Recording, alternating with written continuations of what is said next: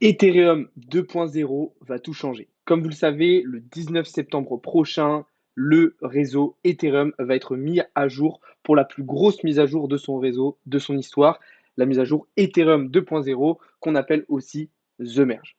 Cette mise à jour va changer énormément de choses sur Ethereum, mais aussi dans tout l'écosystème crypto, et c'est justement ce qu'on va voir aujourd'hui. Il faut bien comprendre que c'est quelque chose d'historique aussi parce que c'est une mise à jour qui est attendue depuis très longtemps. Ça fait à peu près 2 ans et demi, voire 3 ans qu'on attend cette mise à jour et elle va avoir énormément d'impact. Donc voilà un petit peu le sujet de la vidéo. Juste avant de commencer, comme d'habitude, n'hésitez pas à vous abonner si ce n'est pas déjà fait, à lâcher un petit like si la vidéo vous aura plu et on va pouvoir commencer tout de suite en essayant de comprendre pourquoi déjà on va avoir besoin de cette mise à jour, quels vont être les problèmes en fait à résoudre avec cette mise à jour. Le problème principal aujourd'hui sur Ethereum, c'est son manque de scalabilité. Qu'est-ce que c'est la scalabilité? C'est la capacité en fait pour un réseau à traiter un nombre de transactions à la minute ou à la seconde de manière importante et quantitative. Aujourd'hui, le réseau Ethereum est l'un des réseaux crypto les plus utilisés. Et donc, il y a énormément de transactions sur la blockchain Ethereum. Le problème, c'est que le réseau n'est pas assez puissant, n'est pas assez fort pour justement traiter ces transactions, ce nombre énorme de transactions, rapidement et de la meilleure des manières. C'est pour ça que le réseau Ethereum est aujourd'hui un réseau assez lent, hein, vous le voyez, hein, si par exemple vous faites une grosse transaction d'Ethereum d'un réseau à un autre, d'une blockchain à un autre ou d'un wallet même à un autre, c'est un réseau, c'est des transactions qui vont prendre pas mal de temps. Quand on compare par exemple au réseau de la BSC, au réseau Solana ou au réseau TRX, pour citer les autres les plus utilisés. L'autre problème aussi, c'est que du coup, on va se retrouver avec des frais de gaz qui vont être extrêmement élevés. Vous le voyez, hein, quand vous transférez, même exemple, de l'Ethereum d'un réseau à un autre, d'une blockchain à une autre, ou même d'un wallet à un autre, eh bien, on a généralement des frais assez importants. Alors, ces frais, dernièrement, ils se sont réduits un petit peu parce que du coup, le cours de l'Ethereum, lui aussi, a baissé. Mais quand on était en bull run, on se retrouvait avec des frais d'Ethereum qui étaient extraordinaires. Et des fois, on se retrouvait même à devoir avoir des frais aussi gros que le montant qu'on voulait transférer. Par exemple, vous vouliez envoyer 100 dollars d'Ethereum de votre MetaMask à, je sais pas, à votre wallet Binance, eh bien, vous deviez payer quasiment la même somme en fait de frais. Donc ça, c'est le problème en fait principal du réseau Ethereum aujourd'hui et c'est l'une des raisons pour laquelle on va du coup passer à, euh, à, euh, à Ethereum 2.0. Maintenant, cette mise à jour, selon moi, ne va pas être suffisante en fait pour améliorer réellement le réseau. Puisqu'il existe en réalité deux manières vraiment importantes et deux manières principales d'améliorer un réseau. Ce sont les solutions pardon, de scaling, ce qu'on va appeler donc le sharding. On va avoir deux types. On va avoir le scaling vertical vise à augmenter la capacité individuelle des ordinateurs au sein du réseau.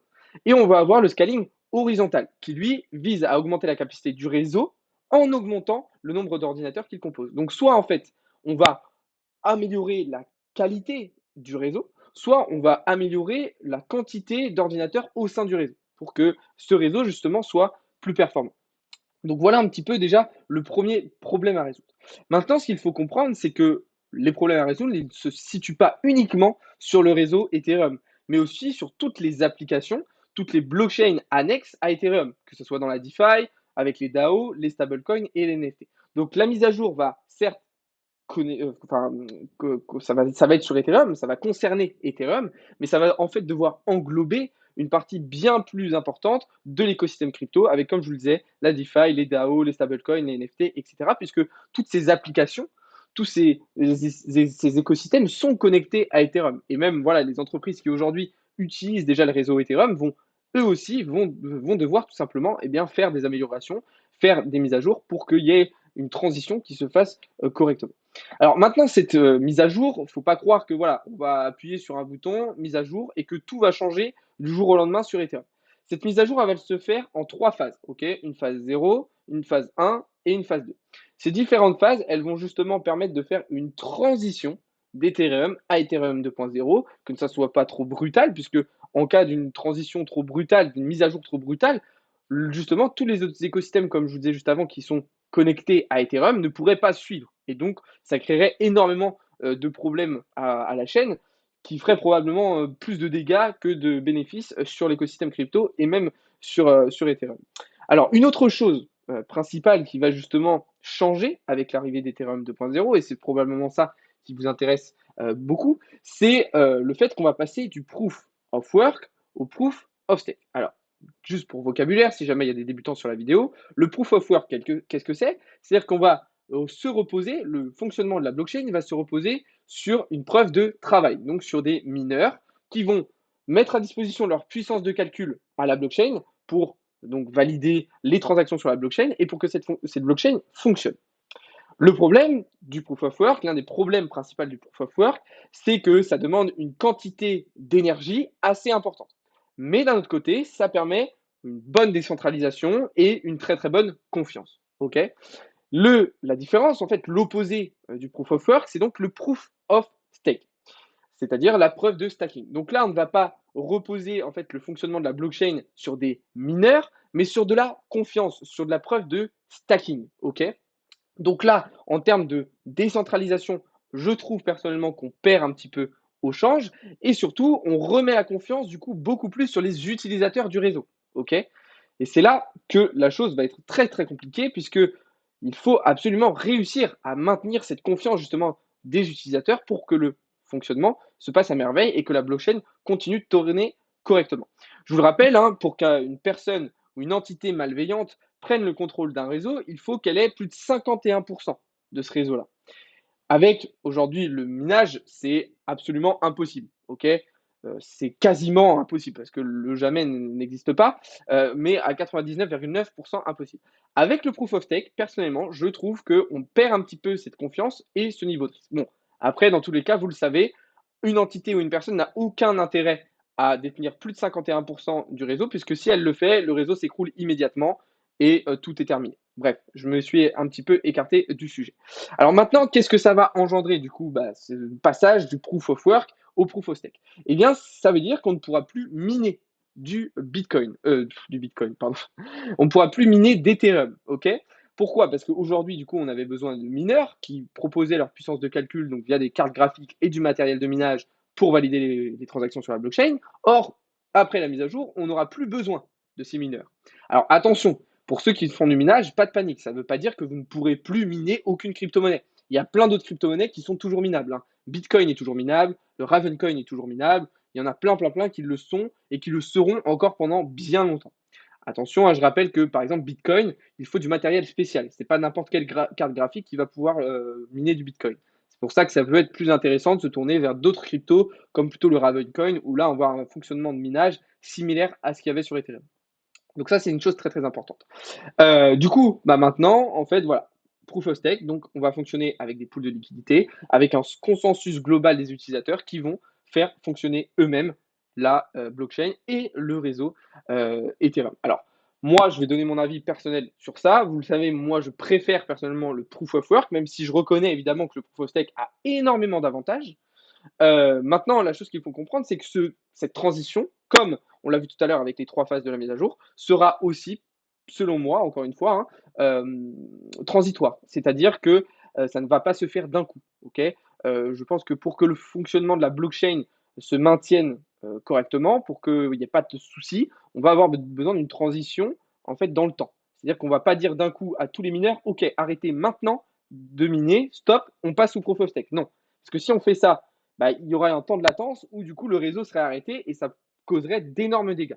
Donc en fait, on va petit à petit supprimer une partie des mineurs pour en fait faire une transition avec du coup le proof of stake. Ou du coup, plus on va enlever de mineurs, plus on va mettre une quantité du réseau en proof of stake. Mais pour moi, c'est absolument impossible, de toute façon c'est logique, hein, d'arrêter d'un coup tout le proof of work et de mettre d'un coup tout le proof of stake, ça se fera progressivement. Du coup, voilà un petit peu déjà ce qui était important à dire sur cette partie-là. On va rentrer désormais du coup dans la troisième et dernière partie de cette vidéo qui va concerner désormais un petit peu plus le prix d'Ethereum, la capitalisation d'Ethereum et surtout ce que ça va changer concrètement pour nous qui investissons et qui sommes investisseurs ou traders de crypto-monnaies. Déjà, ce qu'il faut savoir, c'est qu'aujourd'hui, Ethereum performe beaucoup plus que Bitcoin. Ethereum surperforme l'ensemble du marché crypto.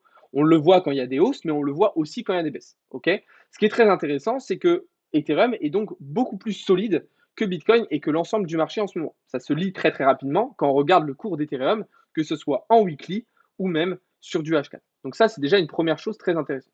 Deuxième chose, c'est qu'aujourd'hui, on a un niveau de confiance en Ethereum qui est beaucoup plus élevé que pour Bitcoin et que le reste du marché. Aujourd'hui, si on regarde l'indice Fear and Greed, par exemple, de Bitcoin, on est à un indice à 31, dans un niveau de peur assez important. Si on regarde l'indice Fear and Greed, du coup, cette fois-ci sur Ethereum, on voit qu'on a un indice à 49 et donc un niveau neutre, c'est-à-dire qu'on n'est pas dans un niveau de peur. Donc Ethereum est plus solide graphiquement, Ethereum surperforme Bitcoin et l'ensemble du marché, et les gens, l'ensemble du marché, ont plus confiance en Ethereum. Donc déjà, ça, c'est trois choses ultra importantes. En plus de ça, Ethereum est dans une configuration graphique, comme je vous disais, très intéressante. Pourquoi? En weekly, on a déjà fait des clôtures voilà, au-dessus du niveau 382 de Fibonacci. On a déjà réintégré notre pattern weekly. Et vous voyez qu'on est sur 1, 2, 3, 4, 5 semaines consécutives dans le vert. Quasiment 6. Il y a juste eu cette petite semaine dans le rouge l'autre fois. Mais on est voilà, quasiment sur un mois et demi de hausse consécutive sur Ethereum. Donc ça, c'est déjà une très très bonne chose. Et on pourrait espérer aller performer bien plus dans les semaines à venir, même si évidemment, on va rester un petit peu dépendant du comportement du Bitcoin. Si on compare d'ailleurs un Bitcoin sur cette même période, pardon, en weekly, on voit que Bitcoin n'a pas encore totalement réintégré son pattern weekly, justement. On voit que Bitcoin n'a pas réussi encore à faire une clôture weekly au-dessus du niveau 382 de Fibonacci, et donc il est dans une toute autre configuration. Maintenant, est-ce que Ethereum 2.0 va réellement avoir un impact sur le cours de l'Ethereum et sur la capitalisation d'Ethereum, qui aujourd'hui s'évalue à 208 milliards de dollars? Personnellement, je pense que oui. Pourquoi je pense que oui? Parce que qui dit transition vers Ethereum 2.0 dit une utilisation beaucoup plus importante, des performances beaucoup plus importantes et donc des volumes de transactions beaucoup plus importants. Hein, Vitalik Buterin, lors de la conférence à Paris il y a quelques semaines, annonçait que Ethereum allait être capable de traiter jusqu'à 100 000 transactions par seconde sur son réseau. C'est absolument énorme. Et si tout ça, ça augmente l'utilisation, la confiance, les volumes de transactions et l'utilisation, eh bien, on va forcément avoir un prix qui va être encouragé à la hausse. C'est logique, hein, vous vous en doutez, c'est tout à fait normal. Donc ça, c'est une très très bonne chose. Et puis, pourquoi la capitalisation aussi avait augmenté? Parce que forcément, avec une telle mise à jour, on va avoir des institutionnels, des entreprises, des sociétés, pourquoi même pas des États et des organisations qui vont vouloir utiliser le réseau Ethereum au sein de leur entreprise, au sein de leur fonctionnement, etc. Donc tout ça, c'est quelque chose qui va apporter énormément à Ethereum, énormément à toutes les applications qui sont connectées à Ethereum et à tout l'écosystème crypto dans son intégralité. Du coup, attention, ok, d'ici le 19 septembre, à comment va évoluer Ethereum. Personnellement, j'aimerais qu'il reste dans cette configuration graphique très très solide pour profiter justement de l'arrivée de The Merge pour exploser totalement. Maintenant, il va falloir rester prudent. Je pense que l'arrivée d'Ethereum 2.0 va être accompagnée d'énormément de FUD, énormément de FOMO, énormément d'emballement qui pourraient causer du tort et être un petit peu piège en termes de prix. Je parle, je ne parle pas intrinsèquement à la blockchain Ethereum, hein, mais je parle en termes de mouvement de prix. Je pense que les institutionnels vont aussi se faire un malin plaisir à piéger un maximum de retails avec l'arrivée de cette mise à jour. Donc attention, on reste prudent, mais en tout cas, on va rentrer dans une période extrêmement intéressante sur Ethereum et je suis vraiment très pressé de voir tout ça arriver. Voilà les amis, on arrive au terme de cette vidéo. Si jamais vous avez des questions sur Ethereum, sur la mise à jour, sur le prix, etc., n'hésitez pas à les poser en commentaire. J'y répondrai directement dans les commentaires ou je pourrai directement aussi y répondre en live dès demain soir. Donc n'hésitez pas à me poser vos questions en commentaire. Voilà, dites-moi un petit peu ce que vous en pensez. Est-ce que vous êtes pressé de l'arrivée d'Ethereum 2.0? Est-ce que vous trouvez que c'est une bonne chose? Est-ce que vous trouvez que c'est une mauvaise chose? Dites-moi tout ça. Sur ce, moi, je vous souhaite un très très bon week-end, un très bon samedi soir. On se retrouve dès demain matin pour davantage de contenu et davantage d'analyse. Salut à tous les amis, c'était Alex de Crypto Learning.